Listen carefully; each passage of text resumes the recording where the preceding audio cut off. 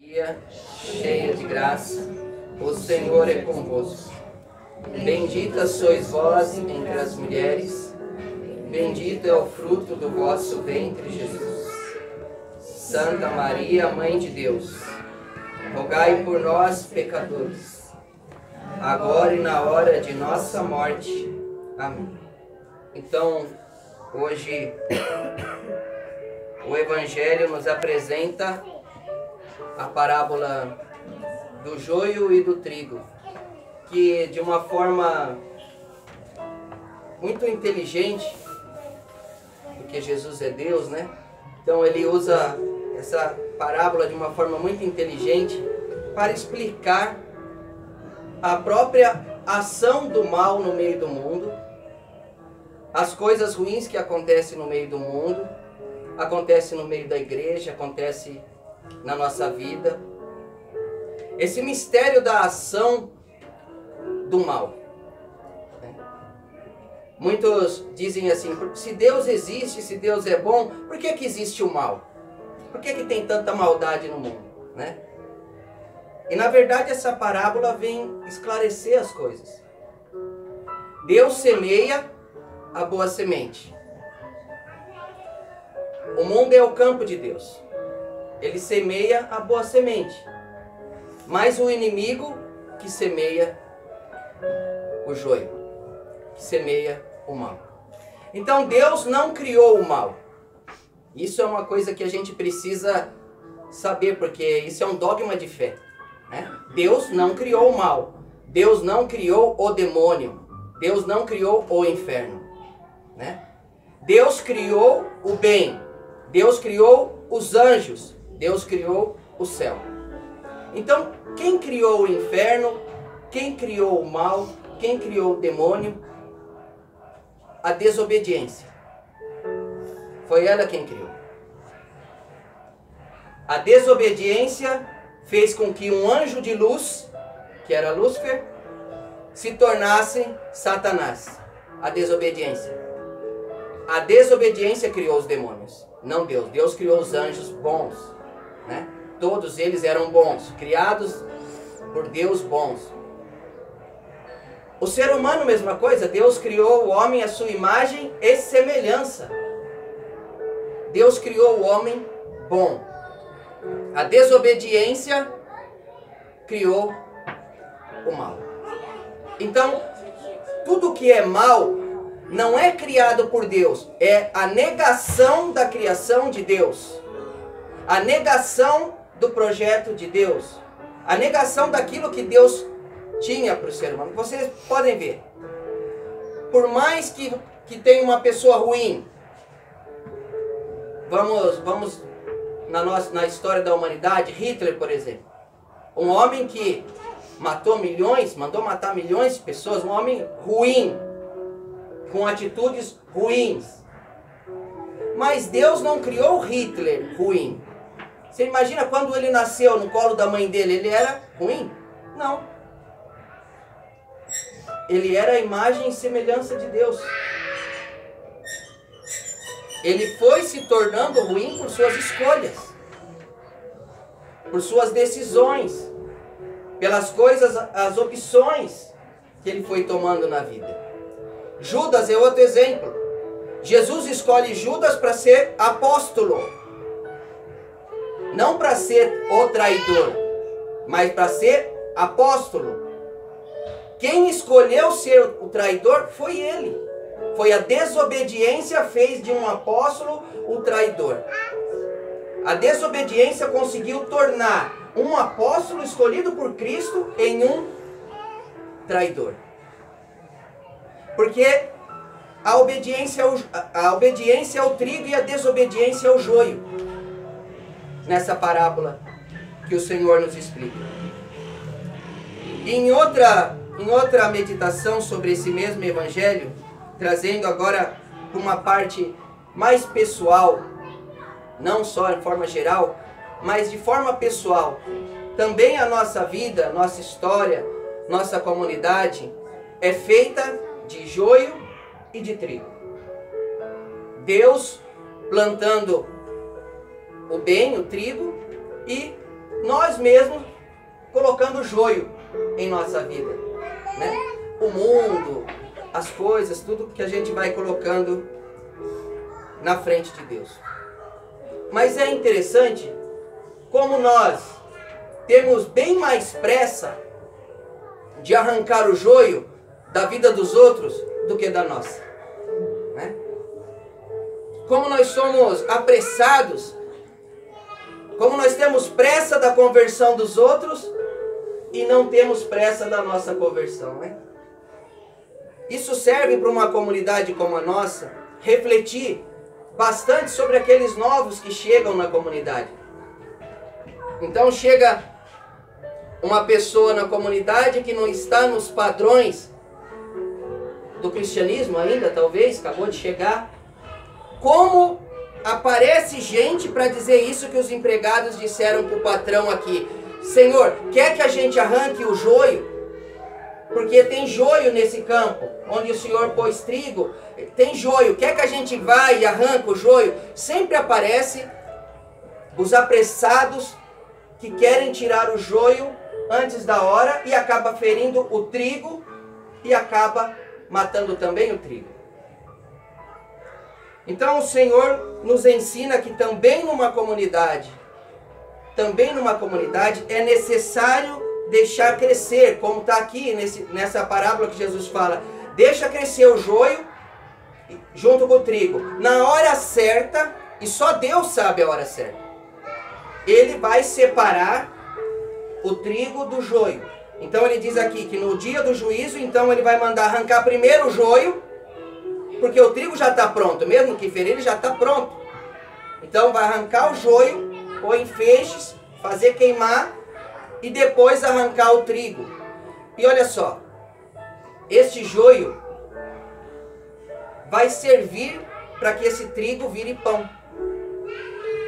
Já os judeus usavam o joio em feixes, secava, para depois pôr nos fornos e cozinhar o trigo. O joio também é necessário, embora ele seja um mistério. As nossas fraquezas, as nossas lutas é um mistério de Deus. A permissão de Deus de deixar que se plantem a desobediência, isso também é um mistério, porque também esse fogo do joio que queima, que dói, que é uma luta, ele faz o trigo se tornar alimento. Sem o joio, o trigo não se torna pão, não se torna alimento. Então nós estamos num campo de batalha muito grande, onde nós encontramos o joio em todos os momentos da nossa vida. E isso gera o combate espiritual, isso gera o mérito da virtude, o mérito de dizer sim a Deus e não ao mal, o mérito de dizer sim à obediência e não à desobediência, estão em todos os momentos da nossa vida. E esse labor, essa luta, esse joio que nós enfrentamos, tanto na vida pessoal como comunitária, tudo esse enfrentamento é o que vai transformando o nosso trigo cru em pão, em alimento. Então, quanto mais a pessoa exercita a virtude, quanto mais a pessoa se exercita no caminho de Deus, quanto mais tribulações essa pessoa passa, quanto mais joio ela enfrenta, quanto mais a vida dela está cheia de dificuldades e ela enfrenta isso e passa, mais essa pessoa se torna alimento para os outros. Você pode ver que a história dos santos, todos, eu vou pegar de Dom Zeno, né, que é um santo fundador da comunidade Nova Adélfia, que eu me identifico muito com Dom Zeno, menos a santidade, né? A santidade dele é bem diferente da minha, mas o trabalho pastoral de Dom Zeno foi combatido do começo ao fim. Todo o tempo ele tinha tribulações.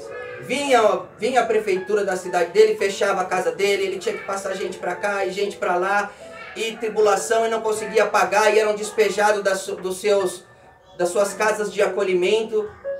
E ele tem uma cena no filme de Dom Zeno muito interessante, que ele tudo arrepiado assim, né, o cabelo dele tudo cheio de problema, aí chega uma pessoa e fala para ele: Dom Zeno, o que nós vamos fazer Já é o terceiro aluguel que vence, eles vão despejar e tá as crianças lá, e ele olha para ela e fala, vamos abrir mais uma casa. Vamos abrir mais uma casa. E de fato abriu, e hoje a Nova Delphi é a maior comunidade do mundo. Comunidade, essas novas comunidades, é a maior do mundo. Tem sede na Itália. Por quê? Porque esses homens e mulheres que enfrentam essas coisas, que tem o trigo cozido no joio, no dia a dia, e quanto mais joio, mais lenha para a fogueira, né? E mais se torna alimento. Mais essas pessoas geram vida. Se ele tivesse desistido, a Nova Delphi hoje não existiria.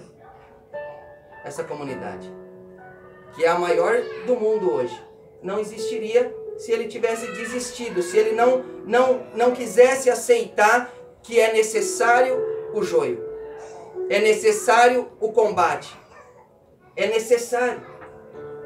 E ele vai estar ali, Deus permite exatamente para que o trigo não fique cru. Ele cozido, ele se torna alimento para os outros. Então não é para si mesmo. Não é para si mesmo. Mas é para os outros. E uma terceira coisa sobre este evangelho. Voltando um pouquinho naquilo que eu disse a pressa de tirar o joio da vida dos outros que a gente tem, né? Eu lembro que uma vez, acho que em 1998, 99, não lembro direito, eu fazia pastoral de rua no centro da cidade e eu sempre visitava um irmão que ele era homossexual. Ele sempre se apresentava como Yolanda. O nome dele, ele me falava que o nome dele era Yolanda. E ele ficava machucado e ele nunca ficava, ele não conseguia se levantar para conseguir a sua alimentação, essas coisas, né? Estava sempre maquiado e sempre com roupa feminina. E todo sábado eu ia visitá-lo, conversava, sentava lá e ele fazia desenhos assim, maravilhosos, desenhou a Virgem de Guadalupe para mim. Ele fazia um monte de coisa assim, sempre conversava comigo, rezava comigo. Nenhuma vez, eu visitei ele durante uns 3, 4 anos mais ou menos. Nenhuma vez eu falei para ele que ele deveria deixar de ser homossexual, nenhuma vez. Sempre eu ia e conversava com ele e dava o que ele precisava. Teve um dia que eu cheguei lá, num sábado, e naquele sábado eu estava bem atribulado, estava passando umas dificuldades na vida, assim, mas eu fui assim mesmo. Cheguei lá assim, encontrei ele, estava de terno. Já achei estranho, né? Roupa de homem, né? Aí ele estava me esperando. Aí eu cheguei, nem falei Yolanda, porque eu vi que ele estava de terno, né? Só cumprimentei ele. Aí ele falou, hoje eu quis te dar esse presente. Eu falei, o que, irmão? Ele falou, meu nome agora é Orlando. Eu nasci em Orlando, ele falou. E eu vou assumir o que Deus quis pra mim, minha masculinidade. Eu sabia que isso ia te deixar feliz. Então eu quis partilhar primeiro com você isso. E foi um momento muito forte pra mim. E depois daquele dia, nunca mais vi ele. Mas aquilo me deixou um ensinamento muito grande. Como que ele sabia que aquilo ia me deixar feliz se nenhuma vez eu falei isso pra ele? É porque existe o tempo certo. Talvez naquele tempo ele não vencia aquela fraqueza dele. Ele não conseguia. Não ia adiantar eu querer cortar joio antes da hora, não ia. Ele mesmo se autoavaliou pelas visitas, 3, 4 anos lá. E ele, na cabeça dele, ele sentiu que ele seria mais feliz assumindo o que Deus quis para a vida dele, a sua masculinidade. Ele numa das vezes que ele me contou, ele disse que ele foi travesti, ele até se apresentou no Silvio Santos, na época que tinha show de calouros, tudo. Ele era um travesti de verdade, assumido. E ele, talvez essa fraqueza dele, ele não conseguia tirar, mas naquela hora era a hora certa, e ali ele foi liberto disso. Ele foi ajudado a voltar àquilo que ele sentia que deveria ser, mas só não tinha força. Então, cansou de lutar e deixou para lá. Mas no momento certo, e eu acredito que depois de alguns dias ele deve ter falecido, porque nunca mais eu o encontrei ali na região da Praça da Sé e do Largo de São Francisco, onde ele ficava, né, durante 4 anos. E também na nossa comunidade, às vezes acontece assim. Chega uma pessoa que... Aí os missionários mais antigos, que são aqueles que estão do lado do patrão da parábola aqui, né? Dizem assim, olha, mas precisa dar um jeito nesse cara aqui, meu. Esse aí, precisa dar um jeito nesse. Mas eu, como pastor da comunidade, eu sei que não é a hora. Deus dá essa graça de estado para quem está à frente, de saber a hora de separar. Eu não posso chegar agora e cortar uma coisa agora, porque eu vou ferir a outra coisa que não estava na hora ainda. Então, a paciência do pastor está dentro dessa parábola do joio e do trigo. A paciência daquele que conduz, você que é guardião da missão, você que é ministro da missão, ou de outra comunidade, ou coordena um grupo católico. Temos que ter esse coração de pastor, um coração que sabe avaliar, ouvir a voz do Espírito Santo, sabe a hora de separar as coisas para não ferir as pessoas. E às vezes a hora demora. Eu não disse que esse aqui que eu visitava demorou 4 anos, 3, 4 anos. Às vezes demora. E os servos, amigos, estão impacientes, que precisa tirar esse joio de qualquer jeito, porque está queimando o filme da comunidade, está queimando isso, está queimando aquilo. E nós não sabemos que exatamente esse queimar é que vai transformar o trigo em pão. Exatamente isso, essa dor, essa tribulação, essa coisa de suportar a fraqueza do outro, é o que vai transformando o trigo em alimento. É o que vai transformando a gente no bom pastor, como Jesus é e como Jesus quer que a gente seja também. Um outro exemplo, uma vez, na Toca de Assis ainda, quando eu era da Toca, eu lembro que eu cuidava dos casais da Toca, uma época, e tinha um casal de segunda união que estava na Toca. E todo mundo queria de qualquer forma que esse casal não fosse a Toca, porque estava queimando o filme da Toca, onde já se viu um casal de segunda união ser um casal consagrado, isso e aquilo. E eu sempre tinha outra visão, né? E teve um dia que eu vi esse casal na missa e eu até chorei. Eu vi eles na missa, todo mundo foi, comungou e eles não. Mas eles ajoelharam assim e os dois se abraçaram, comungaram espiritualmente Jesus. Eu acho que ninguém naquela missa comungou Jesus como eles comungaram. Sabe? Com tanta devoção. Com tanta devoção. Graças a Deus hoje o Papa Francisco, porque isso é uma decisão pastoral, não é dogmática, né? Essa coisa do casal de segunda união. Hoje o Papa Francisco, ele tem uma visão diferente quanto a essa situação, né? Ele abriu até vai ter como que fala? Quando se pergunta, as várias conferências, eu esqueci, uma consulta, né? Há várias conferências episcopais, a opinião de cada um, para que em alguns casos, que vai ficar a critério do bispo diocesano, o casal de segunda união que persevera dentro da igreja, em alguns casos, esse casal possa também ter acesso à comunhão eucarística, né? Ou acesso à nulidade do matrimônio gratuitamente. Porque o que o Papa Francisco mesmo disse, que pelo menos 80% dos casamentos na igreja católica são nulos. 80%, quer dizer, de cada 10, 8 são nulos. Por quê? Porque não tem consentimento. Porque o sacramento do matrimônio, vocês sabem, mas eu falo por causa daqueles que estão ouvindo pelo YouTube, o sacramento do matrimônio é o único sacramento que quem celebra são aqueles que recebem. Então, os noivos que celebram. Então, se ele não tem a competência necessária, ou seja, se ele não tem a ciência do que ele está fazendo, não tem os pré-requisitos que a igreja fala, aquilo lá não acontece. A mesma coisa que um cara que não está preparado para ser padre, não é padre, ele não vai celebrar a missa. Ele pode vir e fazer um teatro ali, fazer igualzinho os outros, mas não vai virar Jesus na mão dele, porque ele não recebeu o sacramento, ele não está apto para aquilo. E a mesma coisa, o sacramento do matrimônio, muitas vezes é nulo, porque as pessoas não têm consciência do que estão celebrando. Não tem consciência. Casa porque acha legal, casa por causa de um ato social. E isso, eu já disse numa pregação, isso é culpa nossa.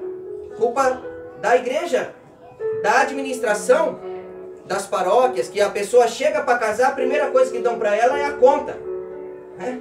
Então dão para ela, a pessoa, eu quero me casar, tem vaga para esse dia? Tem, mas o florista é tanto, o salão é tanto, o padre é tanto, o tapete vermelho é mais tanto, e o curso de noiva é mais tanto. E dá para a pessoa e não quer nem saber da vida, se a pessoa tem consciência do que vai fazer. Então, por causa disso, os casamentos, a pessoa casa, depois de 2 anos separa, casa depois de 6 meses separa. Porque na cabeça desse mundo ainda, desse mundo que é consumista, na cabeça deles é o quê? Comprei, não quero mais, me desfaço. Então para eles, na cabeça deles, dos jovens de hoje, compraram o sacramento. Porque pagaram. Então se eu comprei, se eu paguei, não quero mais, me desfaço. Compro outro, né? Então, a maioria dos casamentos são nulos por falta de informação e formação aos jovens que estão no ambiente, que vão casar. Veja só, para você ser um freio, uma freira, você precisa de 4, 5 anos de formação. Porque você vai fazer um voto perpétuo, 4, 5 anos de formação, diz o direito canônico.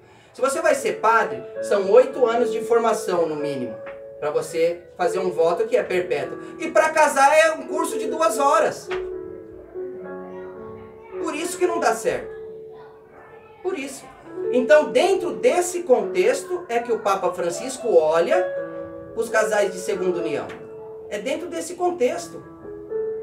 Não é que o Papa tá querendo tirar o que é sagrado do matrimônio. Pelo contrário, o Papa quer retomar o que é sagrado. Porque muitos nem são matrimônio e estão vivendo juntos, né? Então tudo isso dentro dessa parábola do joio e do trigo, o julgar as pessoas, o querer convertê-las rapidamente, né? Tudo isso dentro dessa parábola fica claro para nós. Cada pessoa tem um tempo de conversão. Cada pessoa tem uma forma de conversão. Pode ser que o outro seja mais convertido que eu, só que na fantasia da minha cabeça não é aquela imagem que eu tenho de um convertido. Então, para mim, ele não é convertido. Igual uma vez uma senhora veio partilhar comigo e falou tanto bem do esposo dela e depois falou ele só não é convertido. Eu falei, mas como não? Então ele é o quê? Um homem que acorda cedo, trabalha, cuida dos filhos, vai à missa, ele só não é convertido. Então eu fico, mas o que será que é ser convertido? Né? Um homem fiel que criou os filhos trabalhando, que fica em casa. Ela falou, ele não gosta de sair, ele não gosta de ir para lá, ele gosta de só vai na igreja, na missa, e vai trabalhar e volta e fica em casa. Ele é um ótimo marido, só não se converteu. Eu falei, ué, não se converteu? Como assim? Porque na fantasia que nós criamos na nossa cabeça, a conversão é outra coisa, menos conversão. Menos atitude de vida. E às vezes olhando o outro que está cheio de terço enrolado no braço, camisa Jesus te ama, está em todos os retiros, ele fala, esse está convertido. E às vezes não está. Às vezes não está. Então cada pessoa tem um tempo. Cada pessoa tem uma forma de seguimento com Jesus. A história com Jesus de cada um é pessoal. Por exemplo, eu nunca vou ser São Francisco. A tia Jane nunca vai ser Santa Clara. O Pi nunca vai ser Santo Antônio. Mas ele pode ser santo também. Ela pode ser santa também e eu posso ser santo também. Mas a minha história com Jesus é a minha história com Jesus. A sua história com Jesus é a sua história com Jesus. Cada um tem o seu tempo e o seu modo de segmento. A forma que uns são mais rápidos, outros são mais lentos. Dimas se converte aos 47 segundo tempo na cruz e vai para o céu canonizado pelo próprio Jesus. Né? E outros, São João Evangelista ralou a vida toda para ir para o mesmo céu com Jesus. Um teve uma história, outro teve outra história, mas os dois foram santos. Então fica esse ensinamento para nós, para a nossa comunidade, principalmente com os novos que se achegam na comunidade, saber que existe o tempo certo das correções, e esse tempo só Deus que determina, e geralmente vai estar inspirando no coração do guardião, do ministro, dessa pessoa, se ele estiver aberto ao Espírito Santo. Louvado seja nosso Senhor Jesus Cristo. Para sempre seja louvado.